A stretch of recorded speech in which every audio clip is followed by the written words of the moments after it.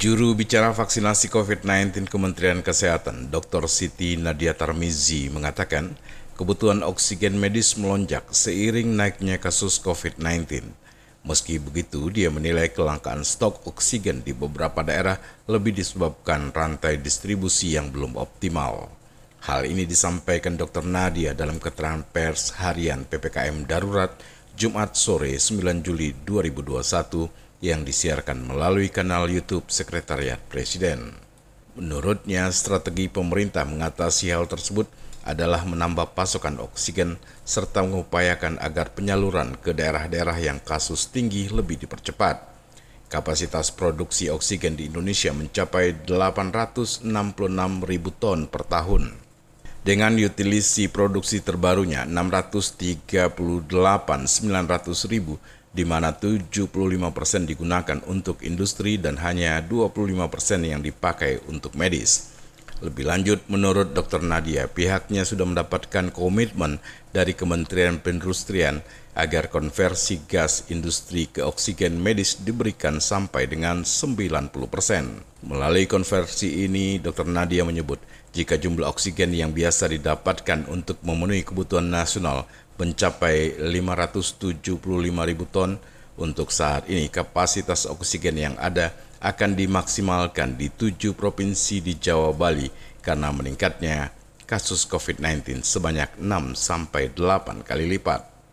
Selain memenuhi kebutuhan oksigen melalui industri dalam negeri, Dr. Nadia menambahkan pemerintah juga menerima bantuan dari pemerintah Singapura, Australia, dan Republik Rakyat Tiongkok yang terdiri dari sarana dan prasarana kesehatan, diantaranya ventilator, tabung oksigen kosong, oksigen konsentrator, dan lainnya. Strategi pemerintah adalah tentunya menambah pasokan oksigen serta mengupayakan agar penyaluran ke daerah-daerah dengan kasusnya lebih tinggi ini dipercepat.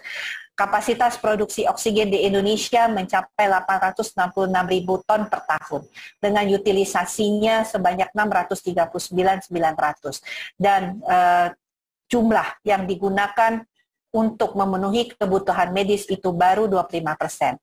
Dan kami kemudian telah mendapatkan komitmen baik dari industri gas nasional maupun Kementerian Perindustrian agar konversi oksigen industri ke oksigen medis ini dapat diberikan hingga mencapai 90%, yang artinya jumlah oksigen ini dapat memenuhi kebutuhan nasional sebanyak 575 ton. Kebutuhan pemenuhan oksigen ini akan dimaksimalkan di 7 provinsi di Jawa Bali, mengingat adanya peningkatan kasus yang jumlahnya 6-8 kali lipat, yang artinya membutuhkan pasokan oksigen yang lebih banyak. Sampai saat ini tentunya kebutuhan untuk mensuplai oksigen di Jawa Bali sebanyak 2.262 ton terus diupayakan dan dioptimalkan sesuai dengan kebutuhan yang diharapkan. Kami sampaikan juga beberapa donasi baik dari pemerintah Singapura, pemerintah Australia, dan pemerintah Republik Rakyat Cina yang juga sudah akan membantu mengisi kebutuhan, baik kebutuhan oksigen maupun kebutuhan sarana-prasarana seperti ventilator maupun peralatan yang lain yang tentunya dibutuhkan dalam penanganan kondisi seperti saat ini. Prima Ermat, Tim Liputan Barabas melaporkan.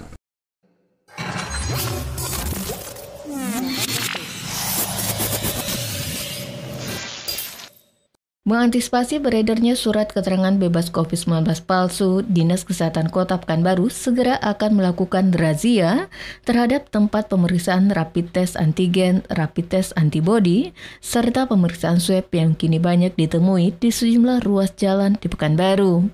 PLT Kepala Dinas Kesehatan Kota Pekanbaru Arnaldo Eka Putra menyebutkan, banyak di antara tempat pemeriksaan rapid test antigen tersebut yang tidak mengantongi izin dari Dinas Kesehatan. Karena itu pula peluang untuk terbitnya surat keterangan palsu juga akan ada. Namun demikian, Arnaldo memahami jika pemilik usaha kesehatan membuka tempat pemeriksaan rapid test antigen tersebut hanya spontan membaca peluang pasar. Apalagi kebutuhan masyarakat akan surat tersebut sangat tinggi, terutama bagi mereka yang akan bepergian. Membuka razia itu mah, yang rapid antigen banyak ada izin tuh, baru beberapa yang ada izin. Nah yang lainnya kan nggak pakai izin mereka. Apa? Kan ya tumbuh ibarat jamur loh gini kan. Di mana banyak piti masuk, ini nyeti bolos itu, ini buka lah surang. Pasti kayak di Medan tuh kan. Tapi antigennya palsu. Kadang suratnya asli tapi palsu kan bisa. Tempat pemeriksaan rapid test antigen dapat ditemukan di sejumlah ruas jalan di Pekanbaru, seperti di Jalan Subrantas, Jalan Soekarno-Hatta, serta juga Jalan Sudirman dan Jalan Tuanku Tambosai. Desi Suryani, Tim Liputan Barabas, melaporkan.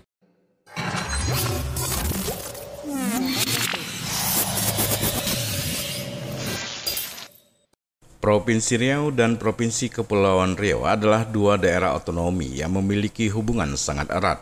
Kedua daerah yang dulunya merupakan satu provinsi ini juga memiliki potensi sumber daya alam yang melimpah dan saling terkait. Riau dengan potensi alam agraris dan Kepri dengan potensi baharinya.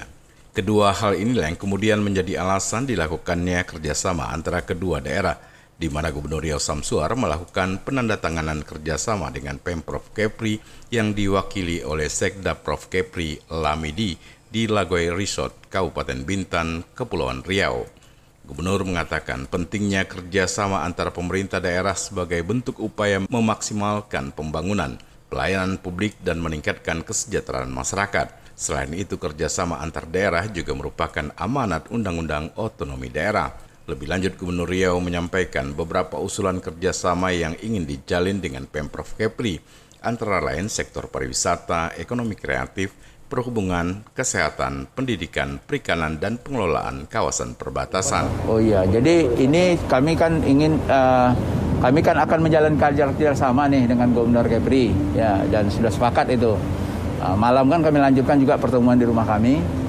Jadi artinya prinsip kami sudah ada kesepakatan adanya beberapa kerjasama nanti dengan pihak pemerintah Kepri, termasuk kerjasama di bidang pariwisata.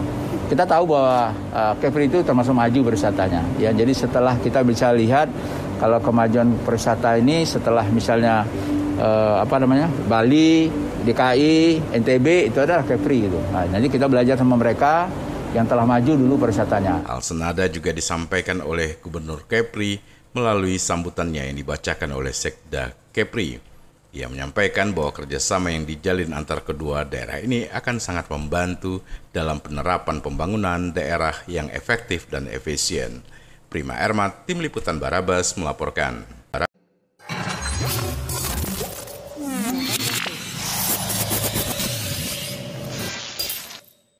Peduli terhadap lingkungan, terutama menjaga habitat hewan gajah, PT Hutama Karya sebagai pengelola tol Pekanbaru Dumai melakukan penanaman pohon pisang dan bambu di sepanjang terowongan gajah yang ada di Jalan Tol Permai. Hal ini disampaikan Kepala Cabang Jalan Tol Pekanbaru Dumai, Indrayana, melalui petugas Sentra Komunikasi Hutama Karya Ruas Tol Permai, Amelia, dalam Halo Barabas Pagi di Radio Barabas Sabtu pagi. Lebih lanjut, menurut Amelia, penanaman pohon pisang dan bambu ini dilakukan di terowongan gajah yang ada di kilometer 61. Diharapkan dengan penanaman pohon pisang dan bambu ini dapat memenuhi kebutuhan makanan hewan besar tersebut. Dan kita juga mau menginformasikan kembali nih Mbak Desi untuk Hutama Karya sedang melakukan untuk penanaman pohon di kilometer 61. Dan itu kita peduli terhadap lingkungan dan kita juga tidak mengganggu habitat gajah, itu lebih tepatnya di terowongan gajah. Jadi bagi petugas kita juga sudah ada di kilometer 61 itu untuk menanam pohon pisang dan pohon bambu. Seperti diketahui, Jalan Tol Pekanbaru Dumai sepanjang 131 km dalam pembangunannya juga terdapat terowongan gajah. Terowongan gajah ini disiapkan dengan bentang 25 hingga 45 meter dengan tinggi 5,1 meter, serta tanaman hijau agar menyerupai habitat aslinya. Terowongan ini dibangun di seksi 4 Kandis Utara Duri yang melintasi kawasan Suaka Margasatwa Balai Raja dan Siak Kecil. Prima Ermat, Tim Liputan Barabas melaporkan.